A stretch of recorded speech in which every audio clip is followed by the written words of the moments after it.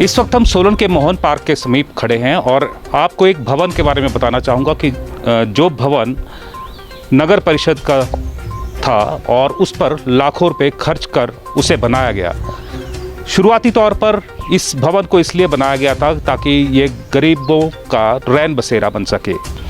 गरीबों का रैन बसेरा तो नहीं बना, लेकिन ये जो भवन है खुद अपनी जो दास्तां है वो बयां कर रही है। आपको मैं दिखाना चाहूँगा इस भवन के बारे में कि ये जो भवन है गरीबों के लिए रहने की जगह तो नहीं बनी, लेकिन खंडहर ज़रूर बन गया है। करीबन 3 मंजिला ये मकान है और जब ये भवन बनाया गया होगा तो इसमें किसी भी तरह की जो कमी है वो नगर परिषद द्वारा नहीं छोड़ी गई। आप देख सकते हैं कि शानदार खिड़कियां यहाँ पर बनाई गई और शानदार यहाँ पर फिटिंग की गई और जैसे कि फ्लैट्स होते हैं उस तरह का जो ये भवन बनाया गया। लेकिन इसका जब टेंडर किया गया तो चंडीगढ़ की एक पार्टी ने इसे टेंडर में ले लिया और उसके बाद नगर परिषद भूल गई। करीबन 10 से 15 साल ये ऐसे ही उजाड़ रहा और इससे एक भी पैसे की जो इनकम है नगर परिषद को नहीं हुई। हालांकि मीडिया ने इसको कई बार उठाया और कई बार इसकी जर्जर हालत को दिखाया और जैसे ही जो भवन है वो चंडीगढ़ के व्यक्ति के पास गया तो उस ठेकेदार ने इसमें तब्दीली करनी शुरू कर दी। वो तब्दीली क्या की हम आपको अंदर से दिखाएंगे, क्योंकि जो भवन है इस वक्त जर्जर हालत में पहुंच गया है और नगर परिषद को इनकम इससे कुछ भी नहीं हुई। लेकिन जो भवन है वो बिल्कुल यहाँ पर हालत आप देख सकते हैं कि इसकी जो दीवारें यहाँ पर रही होंगी, ये जो दीवार है ये दीवार निकाल दी गई। ये बेसमेंट है जिसके बारे जहाँ पर हम पहुँचे हैं। आप देख सकते हैं कि ये जो तमाम जो दीवारें हैं जो यहाँ पर रही होंगी उसके निशान यहाँ पर बाकायदा है और आप समझ सकते हैं कि जब किसी भवन का जो फाउंडेशन है उसमें से ही दीवारें निकाल दें तो उसमें कितनी जो सहन शक्ति है वो रही होगी। यानी कि जो इसकी चूल्हे ही वो जो यहाँ का जिसने ये पूरा जो भवन है वो लिया और ठेका पर लिया था, लेकिन उसके बाद में उसने चेंजेस करनी शुरू कर दी।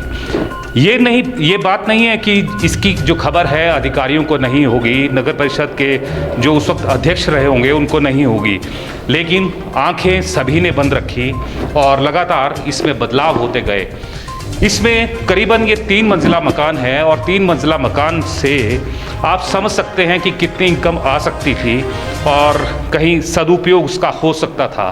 लेकिन क्योंकि जो किराया उसने नहीं दिया तो उसके खिलाफ में जो नगर परिषद जो कोर्ट में गई और कोर्ट में जो मामला ये चलता रहा और करीबन 13 से 14 वर्ष ये जो कोर्ट में लंबित रहा और अंत में नगर परिषद इस मामले में जीत हासिल कर ली।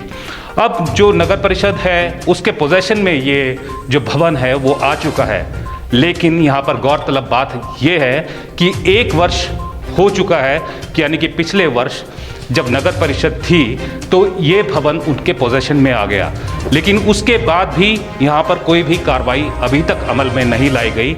इस भवन को क्या करना है, क्या इसको ऐसे ही खंडर रखना है या इसको कोई इसमें फिर से वैसे ही गरीबों के लिए इसको बनाना है ताकि जो गरीब है वो यहाँ पर आके रह सके। हालांकि उस समय ये भी तय हुआ था कि बहुत ही कम किराए पर या जो यहाँ पर बेड्स लगाए जाएंगे और एक रेस्ट हाउस जो है वो गरीबों के लिए चला जाएगा, जैसे रैन बसेरा चलता है। तो उस तरह की जो बात है वो निकल कर आई थी, पर लेकिन जो लाखों रुपए है, अगर ये जो भवन आज की डेट में अगर बनाना चाहें तो करीबन करोड़ों रुपए लगाकर ऐसा भवन बनेगा, लेकिन ये अभी धूल फांक रहा है और इसकी जो नींव है वो भी पूरी तरह से हिल चुकी है, क्योंकि जो इसके नींव में दीवारें लगी थी वो भी निकाल दी गई है। लेकिन जैसे ही ये भी बात निकल कर आती है कि अगर कोई भी व्यक्ति अगर कोई भी भवन किराए पर लेता है तो उसमें कोई भी बदलाव नहीं कर सकता, लेकिन यहाँ पर बदलाव तो क्या, पूरी की पूरी दीवारें निकाल दी गई। और ऐसा इसी जो स्टोरी में नहीं कि बेसमेंट में ही ऐसा हुआ हो, इसके अलावा भी जो सभी मैं ऊपर भी ले चलता हूँ आपको, तो ऊपर भी आपको यहाँ पर दिखाएंगे कि ऊपर भी इसी तरह के जो हाल है, यानी कि किसी ने भी सुध नहीं ली है। हालांकि 1 वर्ष हो चुका है, ये भवन नगर परिषद के पोजेशन में भी आ गया है। इसके बारे में कई बार आवाज़ें भी उठी, और लेकिन उसके बावजूद भी इसके ऊपर कोई भी कार्रवाई अमल में नहीं लाई गई। आप यहाँ पर भी देख सकते हैं कि हम जैसे कि अगले जो सेकंड स्टोरी है वहाँ पर आ गए हैं, तो सेकंड स्टोरी में भी यहाँ पर आप देख सकते हैं कि पूरी की पूरी दीवारें निकाल दी गई हैं।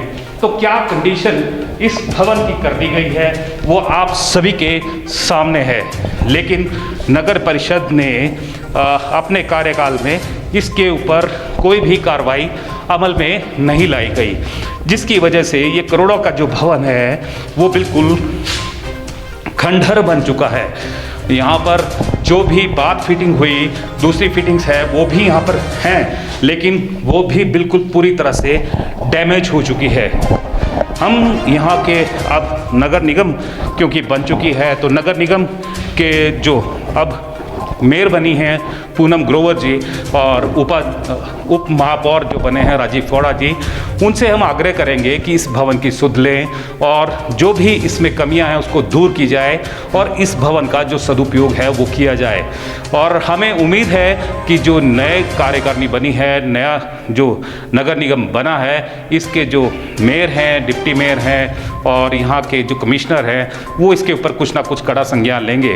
हालांकि अब जो 15 वर्ष तक ये जो भवन है धूल फांकता रहा और नगर परिषद के हाथ में एक पैसा भी नहीं आया। सबसे बड़ी बात यही है कि अधिकारी लापरवाह थे, उनके खिलाफ भी जो कार्रवाई है वो होनी चाहिए कि उन्होंने इसकी सुध क्यों नहीं ली और क्यों जो किराया है वो उनके पास नहीं पहुंचा।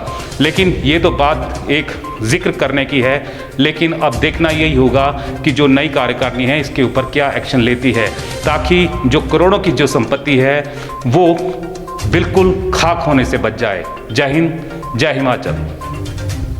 पिया तो रखे सा अभिमान,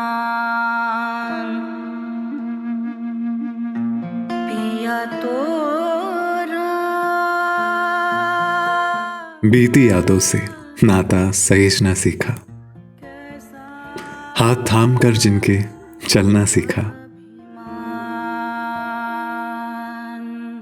गिरने लगती जब तो उनसे संभलना सीखा। पिया तो रखे सा अभिमान, उनकी डांट से खुद को तराशना सीखा। पिया तो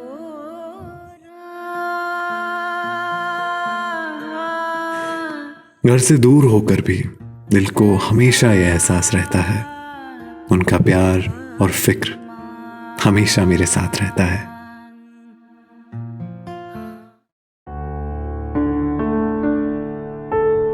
भूषण ज्वेलर्स, अनमोल रिश्तों के लिए।